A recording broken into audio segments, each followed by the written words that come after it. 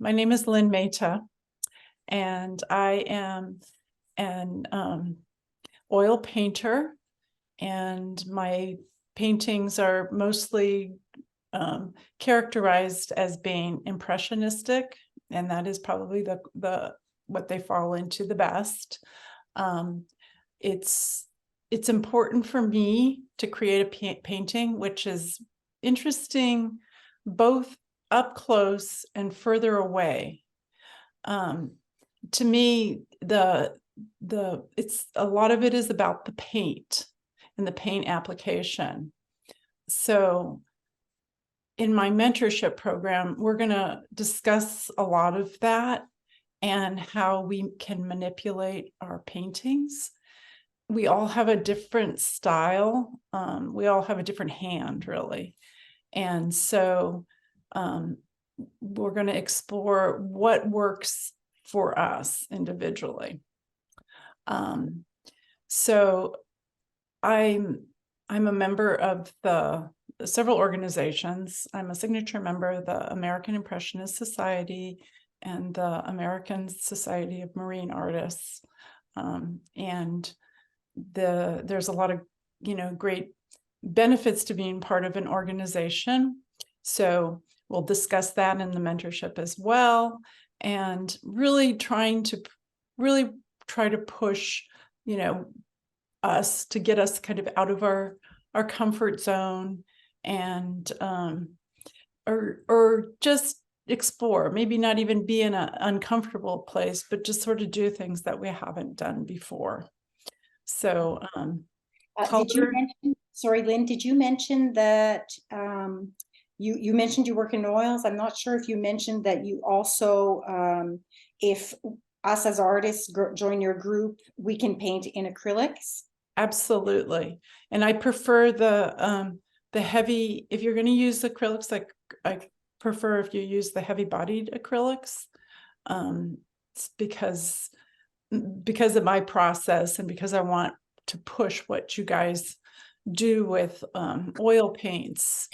That would be the closest one. So, but a lot of it is about, the mentorship will be about just exploring and coming up with creative ways to do things and developing a looser, more impressionistic style. And, putting a lot of the exercises that I give you into your own practice. So we're going to discuss, we're going to push what you already know, but we're also going to employ some strategies for fun. So there's many ways to start a painting, and I'm going to encourage you to try out many. And there's the expression, let the painting tell you what it needs. But also I want everyone to start exploring what the experience is telling us. So every time we start a new painting, we're challenging ourselves. And this is part of our develop in our practice and profession to just to push these things. So we'll have some sort of discussion about doing some different things, how it feels, what works, what doesn't work for us, and building up our artist tool bag. So don't think of your artist tool bag as a finite thing, but build it up as much as you can. So the more we explore and the more we ask ourselves, why are we doing something, that helps our story as professional artists. It also helps our paintings be more successful. So I'm going to demo a still life that I've set up here, so that you guys can sort of see what my process is, just so that you know what I'm talking about when I'm using the knife and brushwork, and fun exercises. So I'm not necessarily going to ask everybody to paint a painting the way I do, but I am going to ask people to try to come up with different ways to approach it and different ways to explore your media. Okay. Okay. Then we have a few people that have joined us. I'm just going to invite them if they'd like to unmute their speakers at any time, their microphone, sorry.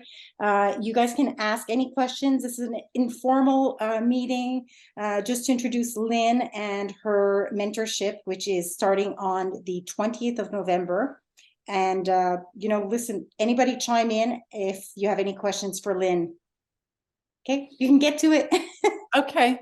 So I'm going to go ahead and start with this little still life that I set up here. And as I said before, there's many ways to approach a painting, many ways to start off. And that's one thing that we're gonna, in our mentorship group, we're gonna talk about doing. When I set this still life up, I was, you know, thinking about, you know, what inspired me, what about it attracted me at that point. And a lot of it was in this case was about the color. And so I'm going to go ahead and mix up the colors, and then I'm going to do some drawing. So sometimes I might approach a painting by just coming up with a dark light pattern. Sometimes I might approach a painting by you know, some more drawing and getting the perspectives, and other times sort of feeling my way around it. So, or sketching the small thumbnail sketches or notans, if anyone's familiar with those, ahead of time. So in this case, I'm just going to go ahead and start. Lynn, can you just tell us what the colors are that you used, that you have on your palette? So this is one of my favorite colors. It's manganese blue by Rembrandt. Okay. It's oil. This is ultramarine blue. This is quinacridine red by Rembrandt, another one of my favorite colors. And this is a cadmium red light by Holbein. And this is a cad medium yellow and a cad light lemon. It's either lemon or lemon. And these are just down here. So this is a chromatic palette, 2 blues, 2 reds, 2 yellows, and it's sort of my staple. But I also like to add some visitors, and I put my visitors just right over here on this side. How you arrange your palette is important to you. And don't, you know, once you get it laid out, some people put their whites over here and their lights over here and their darks over here. You don't need to mess around with it so much, because then that becomes part of, you know where everything is. I know where everything is. I put my my kind of earth, this is oozing, by the way, my earth brown, which in this case, the one that I like to use is by Rembrandt, and it's transparent orange oxide, down over here. And I just have always put it there just because I know it's an earth color, and a transparent color on this side. But I also put my visitors over here. And the green is which one? Mm-hmm. That green, which green is that? And this green is actually by Michael Harding. It's bright green lake, and I like to play around with different colors. So for the most part, though, for this composition and this I'm gonna do some plain. Plain is kind of important to our practice. It's important to our painting. I'm going to encourage people to come up with their own exercises, as well as using some of mine. And then how do we incorporate that into our painting? It should be part of our practice. So here, let me go ahead and start mixing up the colors that I see. Tell me if I'm ever blocking the I'm going to, you know what I'm going to do? I'm going to just spotlight just the your painting area, if that's okay. That sounds great. But tell me if I'm ever blocking it with so far we're really good. Okay, great. Okay, so the first thing I'm gonna Everybody, feel free to ask any questions that you have. Okay, the first thing I'm gonna do is sort of mix up a little bit of, And that's a titanium white, I guess? mhm. Is that titanium white? Yeah, it's actually titanium, it's mixed white, it's titanium and zinc. Oh, okay. Okay, I'm just gonna get some yellows going on in here. And there's a lot of red. So, not to get the whole, you want all your colors here, but not necessarily here. I don't, not necessarily the whole crayon box, but a good harmony. And so your color harmony is right down here. And I like to establish that right away. And one of the ways to do that is to make sort of these piles of color that relate to each other. And even though I say, there's so many ways to start a painting, I do find myself sort of just doing this because I enjoy mixing colors. I enjoy watching, seeing how they relate to each other. I'm also going to go ahead and mix up some of these pinks over here. This quinacridone red is really quite pink. Beautiful. It's one I of love my that color. favorite colors. It's sometimes hard to find a red that doesn't lose its, when you mix it with white, they can really deaden, and this one doesn't. I'm also going to go ahead and mix up sort of a dark pile of a couple dark piles here.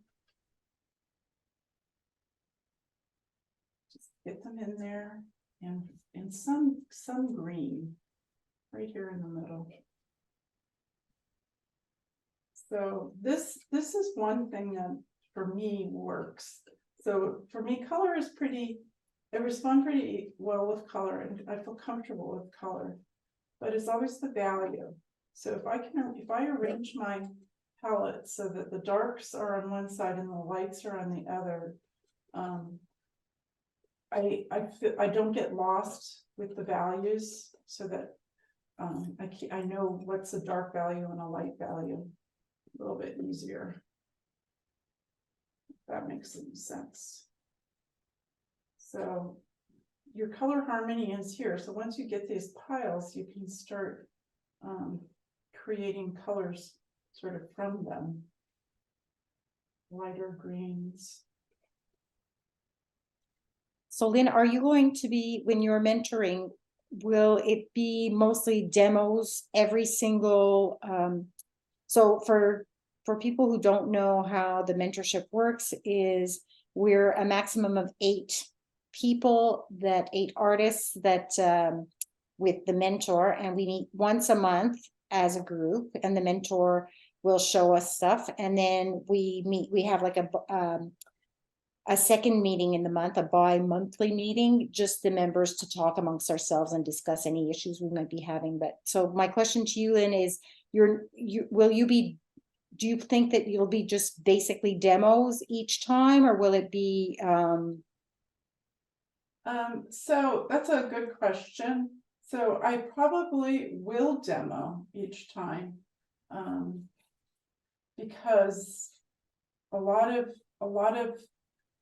because it's a visual language. So a lot of what we're learning is visual. So I'll show you. I may not complete a demo. I may only do part of it just to express what I'm talking about, but there'll be a lot of discussion and showing even exercises.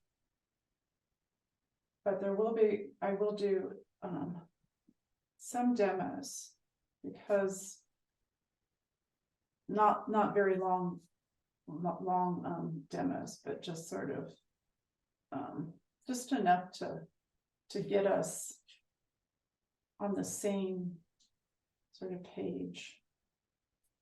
Enjoying the video? Don't forget to like, subscribe, and click the bell to be notified when new Mastrius videos are added. With what everybody's looking for. That makes sense. And how about the business side of being an artist? We'll So the business side of being an artist we'll discuss as well. How we organize our time, and it's, you know, it's all related, you know, how we organize our time, how we spend our creative energy, our work energy. Like I like to think of it as our business. So, you know, everything is going to be very individual. So some people maybe don't find that they have a lot of creative energy at certain parts of the day, or certain days that they have other commitments. So we'll talk about that as well. Lynn, I noticed that you don't do underpaintings usually. Like, I know you're doing it on a paper now, but so I will do an underpainting, and that's a good question, because we will talk about, you know, what works. And sometimes I'll just go through periods of time where I do a lot of underpainting, and then other times I might not do it for a while. Lynn, we have a question. I have a question. It said, is there a reason why you're using that specific color to make your lines? The reason is that I'm seeing a little bit of purple out there, and it's kind of a personal thing. So I don't expect everyone to do their drawings with purple. They could, and sometimes I switch it up and I start doing a little bit more blue. My lines, these are kind of like my drawing lines. They're also can be my dark light pattern. So I may lose them or I may keep them. And I can make that decision later. They're usually quite transparent. So this is all part of the play. Okay, so every painting. Sorry, do you add medium to your paints? Right now, I'm adding a little bit in the thin part, but once I get going, I usually don't. So I just want to make sure I know where everything is. So there's a strong sort of diagonal, so I'm trying to get the movement of this.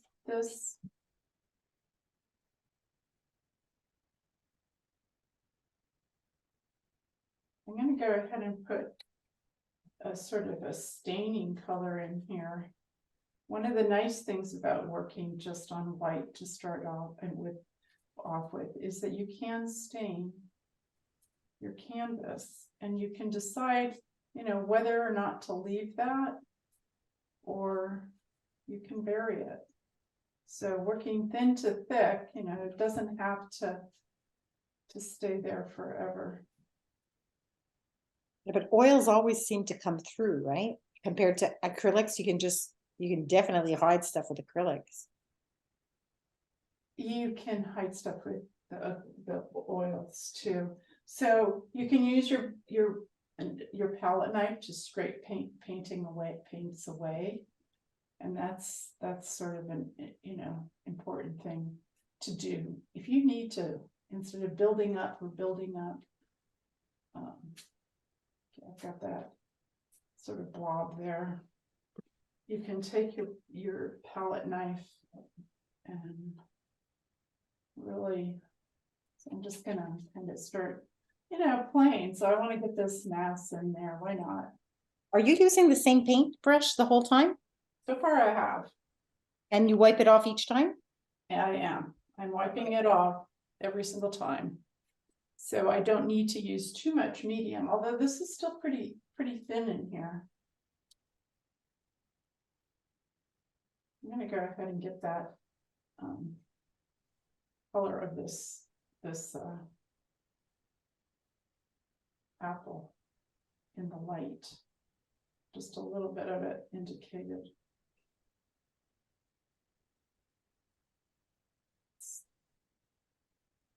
For value here, for color. Just so that I know it's there. And I'm just sort of also playing with my brush strokes. So, you know, this is these, you know, we might have an exercise. So for instance, I can do one, you know, right here. How many, yeah, a lot of people have done strokes. How many strokes does it take to do do your painting? Well, you know, we can come down here and it's like, how many strokes does it take me to express this flower in here? So then we can start counting our strokes.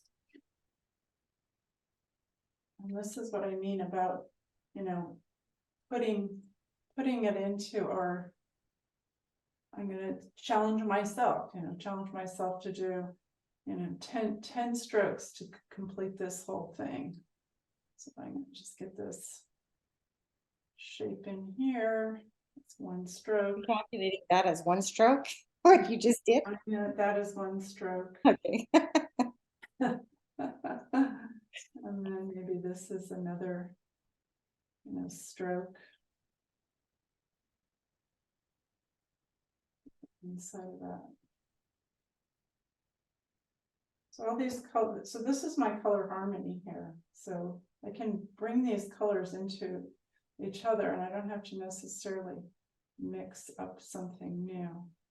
So that's 1, 2, 3, 4. 4 colors there, 5. I'm not very good at counting, unfortunately. But it'll work. And Color palette already. It's really nice. yeah, just once you get these piles going, I'm going to go ahead and call this a stroke down here.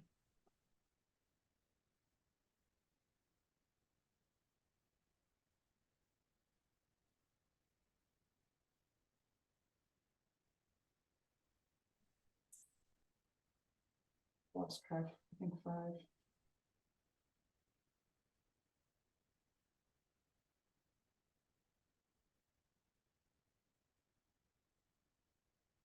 Six.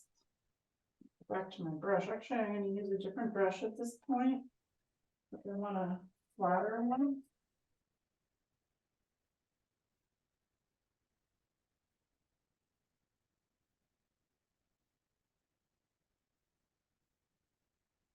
Just to let you know, Lynn, we're at 7:24. Okay. We're still got time to go. 8, 9, 10. Well, I didn't quite make 10, but that was the challenge. Okay. So we'll talk about, you know, what we can do to sort of, you know, push ourselves. Now I'm going to go back and I'm going to start working on these little guys down here, just because I want to get them in there. At the beginning of them. I'm kind of working all over. And then in the mentorship, we'll start to talk about, you know, what works to us, what is inspiring us. So why do we do a painting? What is it about? I might have you guys just do a painting with your palette knife or your left hand. So Lynn, do you paint every day? I don't paint every day, because I do other things as well. I work on my, that's actually a good question. I probably paint about, well, it depends on what's going on, but maybe about 4 days of the week.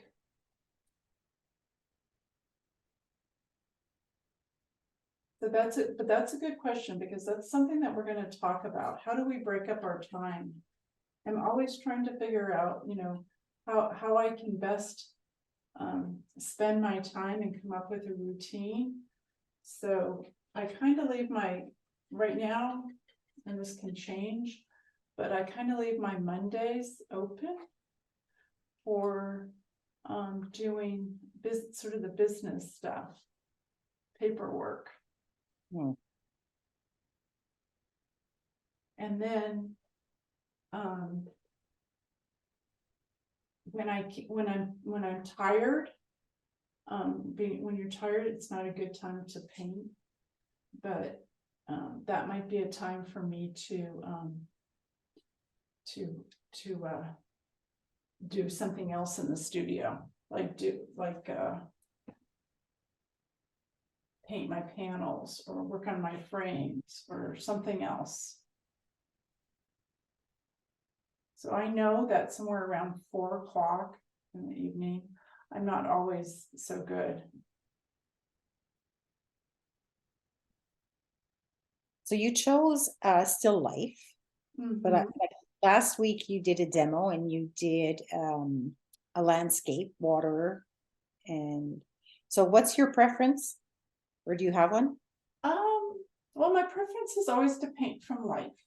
So one of the things that we're going to talk about is, you know, what do we paint from, and what, you know, what do we like to paint from? So I didn't used to always do flowers. And in fact, I thought of myself as, you know, flowers are great. I'm a gardener. Flowers are great in the garden. And then something happened where I started doing flowers. And I thought, you know what? I really like flowers. I like the color. It's really rewarding. So, you know, getting out of that sort of comfort zone is going to be, you know, choosing a subject. You know, it's okay not to do it. If you're not feeling it, you don't do it. But sometimes you may be surprised. And in the flower case, I was really surprised. So I see you set up your you call it a light box. Is that what it's called? The box you put the flowers in. Not everybody, you know, has that or goes to those lengths when they Well, yeah, I know. This is a nice way to do it, but you know, I'll also take my paints and I'll put them outside. So giving yourself lots of tools. The more tools you have, you know, the more choices you have. So, and that's also, you know, kind of part of our business. I also will just like to paint right plants right out of the ground. Yeah. So you might not know this, but some of us live in cold areas Uh-huh. and we don't have beautiful weather like you all the time. Yeah, well, Yeah. I have it right now it's beautiful, but I'm going out to paint outside tomorrow. But Lynn lives in Shenandoah in Virginia in the US. yeah, so it's be nice right now, but it's not going to be for a long time. Okay, so This is oil painting for anybody who was wondering. Because I think we had some people that joined a bit later. And Lynn, you prefer to work in oils, but for you, oils or acrylics, it makes like you find it's like everything works for both, right? yeah, my lessons work for both. So yeah, I teach in oil, and I'll do any of our if you join the group, I'll do any of the demos in oil. But I feel that a lot of these, if you use a heavy bodied acrylic paint, you can also, that will work too, because we can talk about it. I mean, a lot of what we're, gonna discuss is just sort of the process. So Right. I've been standing in one place right now, and I'm just sort of talking and feeling my way around. And I'm gonna sort of step back a little bit, see what I'm doing here. So, Lynn, a lot of us, like this group is for emerging artists. So a lot of us are wondering, and I'm speaking, on behalf of my artist friends sometimes, and also from other groups I've been in, mentorships. Often the questions that come up are about, art galleries. How do we get in, or how do we apply for certain things? How do we name our paintings? Do we add, like, here's a question that I just had like one day, and it's like maybe a little off topic, but do we number our paintings when we name them, like for, to get into an art gallery or into a show? Like all these little things that we don't necessarily as artists have access to. Oh, I got you. So, we can talk about that. And so what works for some people might not work for other people. Some people might really be happy with, doing some of the, plein air events, other people and festivals.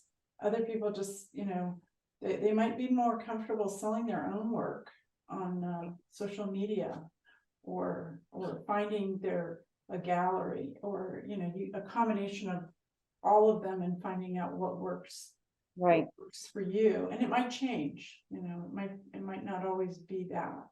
So yeah, we definitely, those are all good. Those are all good questions.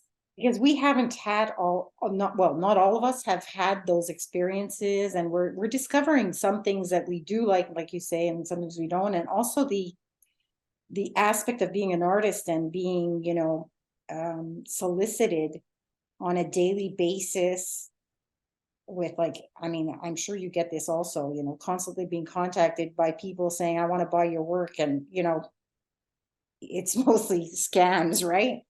Yeah. Oh, on Instagram. Yeah. Yeah.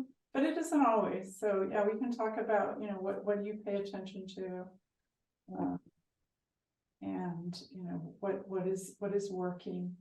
And there's never a put this glue down here. There's never a there's not one way of doing stuff, otherwise everybody would be doing it. We kind of have to find out what works for us, and we can talk about that. Those are really good things to talk about for emerging artists. What works, what's worked for us. Is this a canvas or is this paper? This is a board. It's okay. It's birchwood, and I got it from Dick Blick on just plain, and I put a layer of the Michael Harding non-absorbent acrylic primer on it, which I'm really loving right now. So that's another place for exploration. And we'll also talk about, what is, in doing all this exploration, is like, who are we? And that becomes part of not only part of our painting, but it also becomes part of, how we create our story. And you need to, when you approach your painting, you need to kind of ask yourself, why am I doing this? What am I trying to say? What do I want people to, what am I trying to communicate here? And am I communicating it? And then that becomes also part of our, when we go out to sell our artwork, it becomes part of, you know, our story. So if we were doing this in acrylic, Yeah, it would probably be like the palette might be like drying out by now, right? yeah, so it would be a really good idea to have spray, Spray or gel medium. I'm thinking gel medium. gel medium, and really those heavy bodied acrylics, Yeah.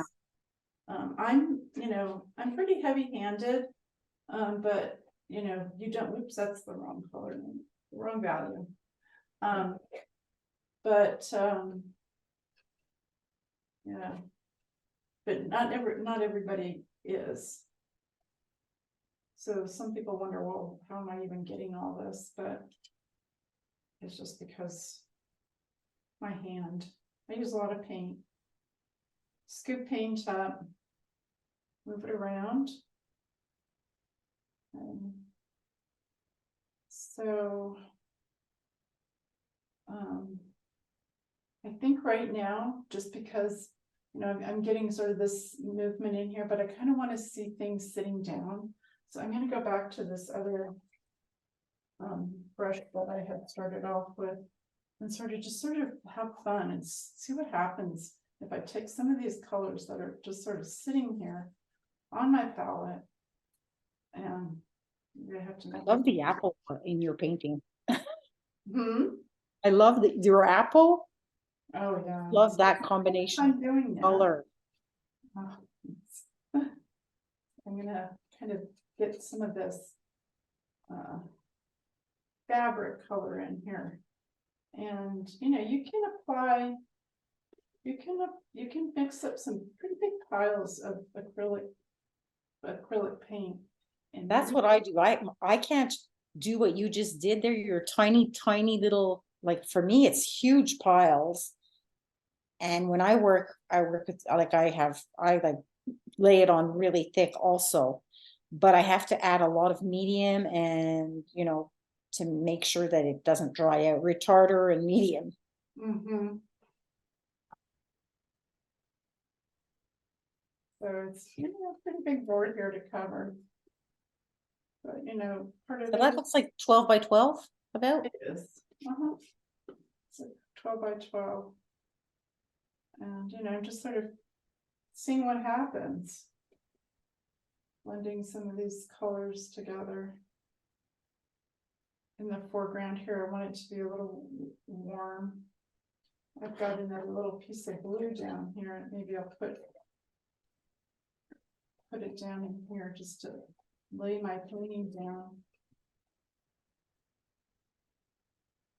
So basically you lay out your lines with your paintbrush and then, oh, well, I was about to say you do the rest in with your palette knife, but no, it's like always a play between the both of them all the time. Yeah, that's the way, that's my process. And sometimes I don't even notice I'm doing it. People point it out to me. So, you know, part of this will be, you know, it's like I definitely put a back and forth thing. I have both of them in my hand right now, and you know, we'll experiment. So like a lot of my marks are just sort of experiment, but after a while, those experimental marks, if you do something and you realize, oh, that was kind of interesting, and then you can do it again. But, you know, you'll never do it the same, but you can remember. So bringing that into our daily process, and part of keeping ourselves going as an artist is being excited. So we're going to kind of talk about that a little bit, and how do we keep learning without being, you know, sort of stagnant. And some of that is doing research, going to museums, looking things up online, trying something else. Like I said, you know, it's the whole thing with the flowers. It's like if I hadn't been in a position where I painted flowers one day, when I maybe wasn't thinking I was gonna do that. I might not have realized, oh my gosh, I really love this. So, Oh, it is beautiful. So do you use that box that you've set up like for every time you do a still life? no, Indoor? I don't. Sometimes I'll set up a still life, on the table or in a window, with the light coming through. Okay. So my still lifes are part of the room. I do like this though, because you can control the light. You can also do it at different times, maybe of the day.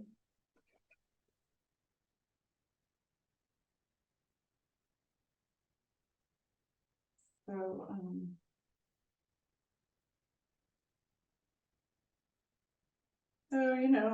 gonna ask people to come up with, some of their own games. Painting something with only 3 colors. Painting something with,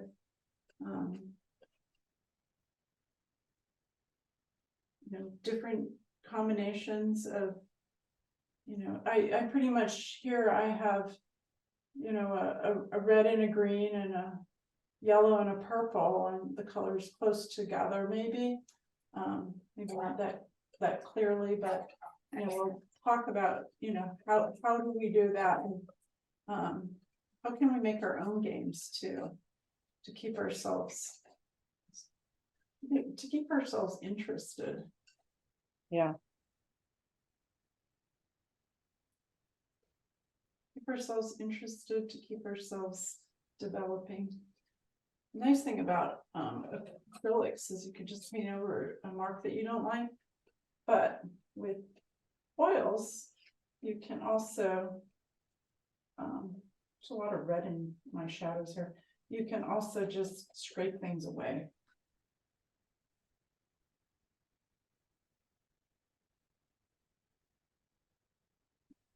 So we got a little competing things here, so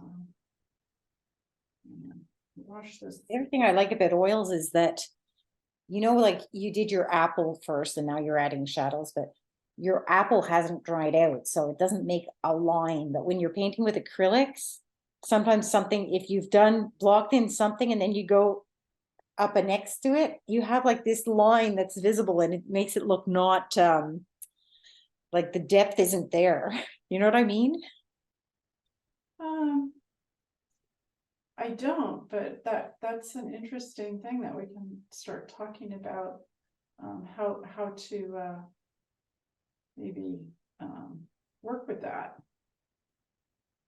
That's something to explore, like using your tools in a different way, maybe, or a brush, or a scumbled brush, a thick heavy brush.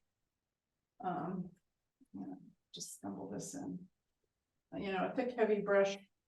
Let's see if I can find one here. This one works all right, but if you have a line, and it does happen, and you can play around with it. Maybe take a dry brush with your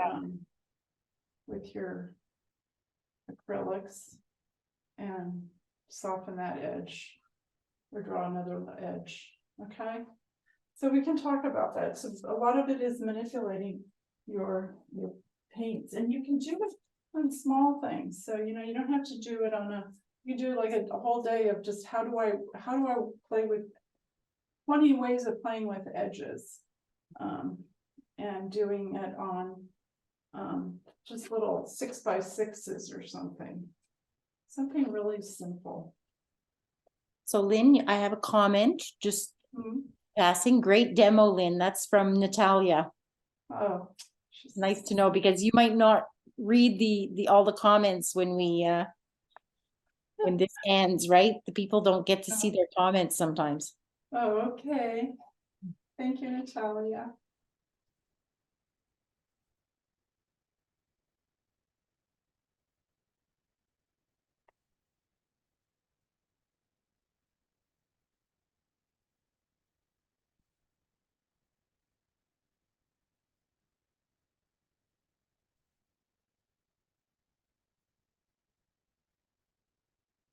You make me want to use oils again. Oh, good.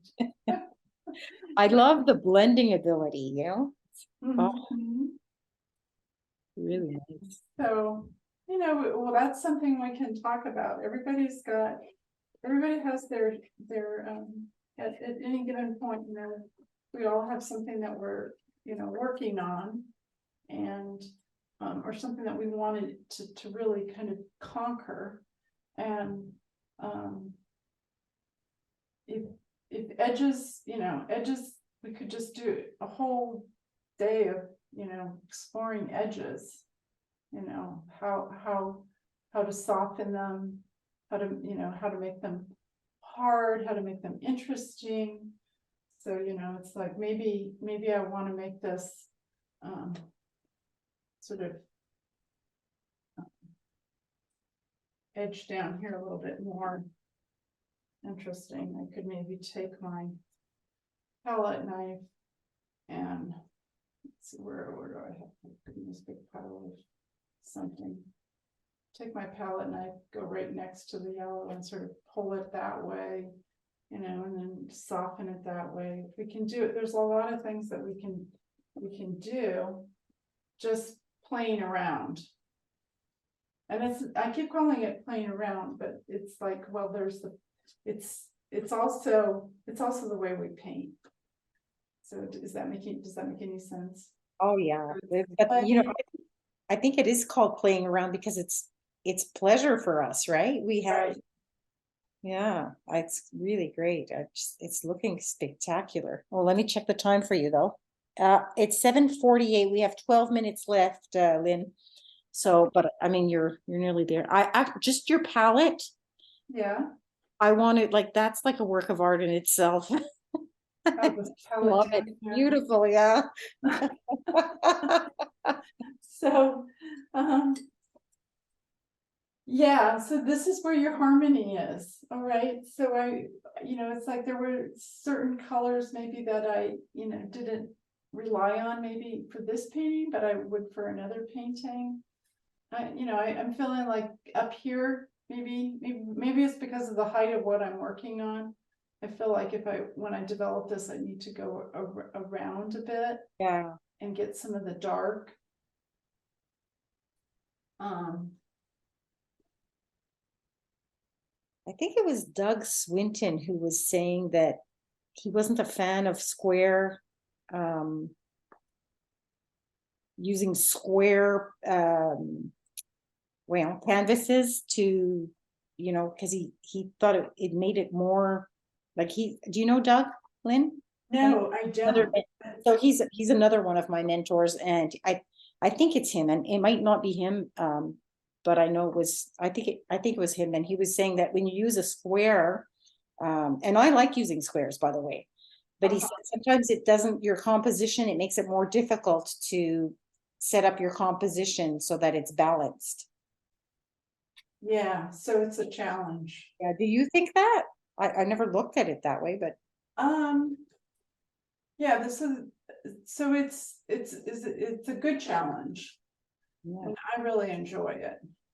But when you divide up your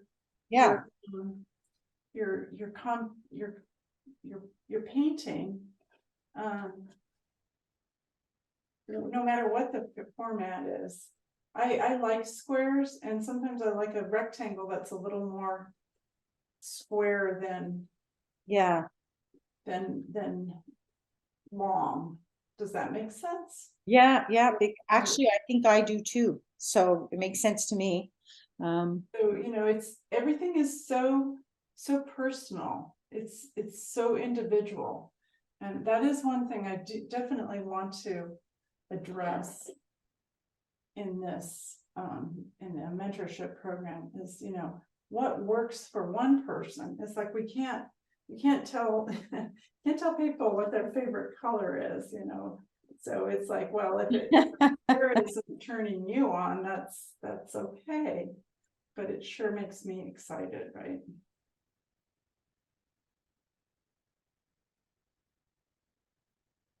That's what's great about art. We all are so different.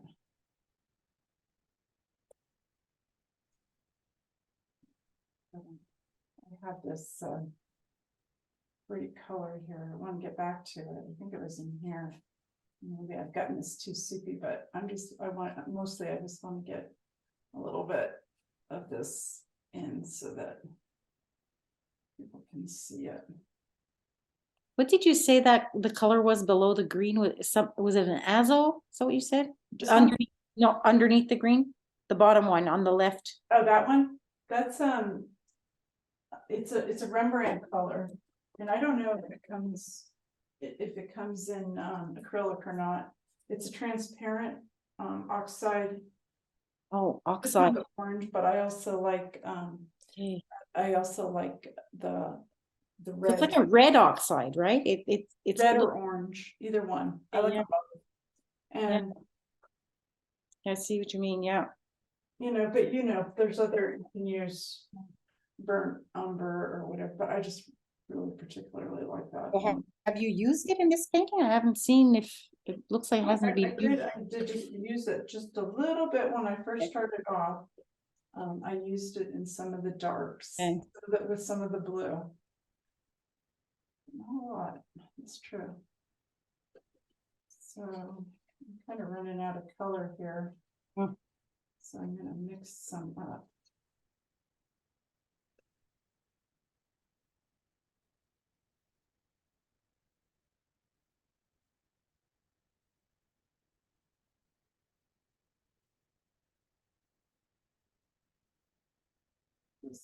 Just sort of playing around to see this color in here. Nobody needs to know what it is. Yeah. And the fun thing about, for me anyhow, about painting something is that they don't get to see the reference. Exactly. So, I'm going to go through here, and I still have this. This is one mass that I want to pull out, but I also want to get some of this dark stuff in.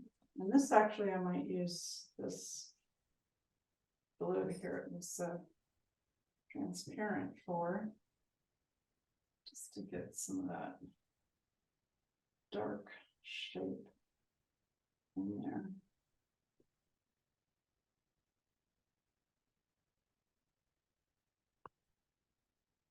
You have about 5 minutes left, Lynn. Okay. If anybody has any questions, let me see. This is, I've pretty much done this demo using, my palette knife and my brush, and that is what we're going to concentrate on. This is just sort of one approach that I might keep, so as we go through, we just sort of play with it. Like, am I gonna keep this? Am I gonna get rid of this purple here? As the painting develops, I can make those decisions as I go through here. I don't, and it's part of the fun. And how I build things up too. What stays back and what gets built up. I'll probably, I can post this on Instagram. Yeah. It's beautiful. I love it. I'm feeling like there's some heaviness that I'd like to build up here. And I just haven't gotten to it. Yeah. In the time that I have. Oh, I like that. I will. This thing here, sort of sticking out there. A little bit of it sticking out. Just a little bit of it sticking out here.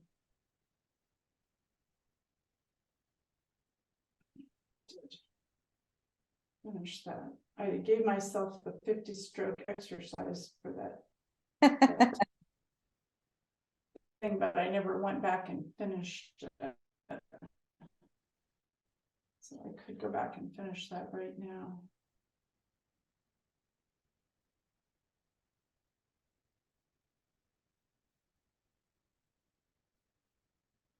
So I'm going to just mention again that if anybody's interested in joining Lynn's mentorship, it starts, it's the third Thursday. Is that right? Is that right, Lynn? Yeah. Third Thursday of every month. So it's starting the 20th of November. And we meet at 7 p.m. Eastern time. So whatever time zone you're in, it would be 5 p.m. Mountain time if you're in Calgary, and wherever you are. It's if you go to the Mastrius website, they have all the time zones listed there. And we're always no more than 8 people. And usually it's a lot of fun, and we encourage each other, and it's a very supportive community for anybody who's interested in that. And I actually love it. Well, I am looking forward to it. I think it's a lovely idea. Sometimes, we all are, moving along here, and we get this, everything, starts getting into our head, and we don't know where sometimes to, let go of an idea. And it helps to talk to somebody about it and be part of a community and decide, well, do you want to pursue this, or do you want to pursue that? And how do I go about doing something, just like you said with the galleries or Instagram or whatever. So I have another comment for you. The colors are marvelous. It's always nice to see an artist's process. Thank you so much, Lynn. Oh, thank you. Yeah, so I think it's very much appreciated. Well, it's always fun to watch people paint. Oh, I love it. I just, yeah, it's fun so beautiful. to do this.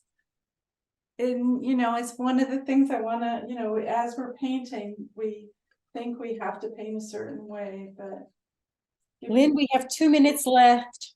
Last word goes to you. Okay, so if you join the group, we'll talk, we'll have a lot of fun for one, and we'll also discuss all what's working for us. What do we want to change something, or what do we want to hold on to? Be a lot of fun.